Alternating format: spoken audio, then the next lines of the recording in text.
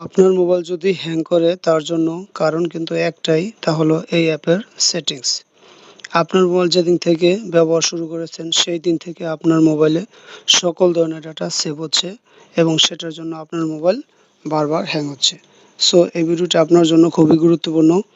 তাহলে চলেন দেখে নিই এই অ্যাপসের সেটিংসটি। তার জন্য প্রথমে আমাদের চলে যেতে হবে গুগল ক্রোমে।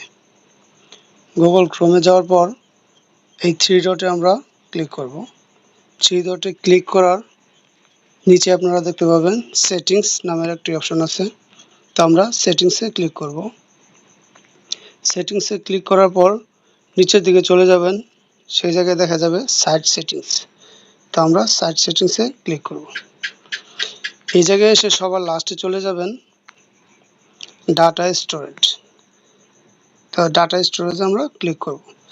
এই জায়গায় দেখতে পাবেন আপনি এই জায়গায় যত ধরনের ওয়েবসাইট ব্লক করেছেন সবগুলো এই জায়গায় দেখাবে। তো সবার লাস্টে এই জায়গায় ডিলিট অল ডাটা আছে। তো আপনি যদি এই জায়গা থেকে কোনো ওয়েবসাইট রাখতে চান বা কোনো কাজটা রাখতে চান গুরুত্বপূর্ণ, সেটা আপনি রাখতে পারেন। আর যদি মনে করেন যে না আমার লাগবে না, তাহলে ডিলিট অল ডাটাতে ক্লিক করবেন। তো আমি ডিলিট ক্লিক করে দিলাম। একটু সময় নেবে, সময় নেওয়ার পর আমার সবগুলো ডাটা চলে গেছে। এখন আপনার মোবাইলটা অনেক ফাস্ট হবে। ধন্যবাদ। পরবর্তী ভিডিওর জন্য আপনারা অবশ্যই লাইক, কমেন্ট এবং সাবস্ক্রাইব করবেন।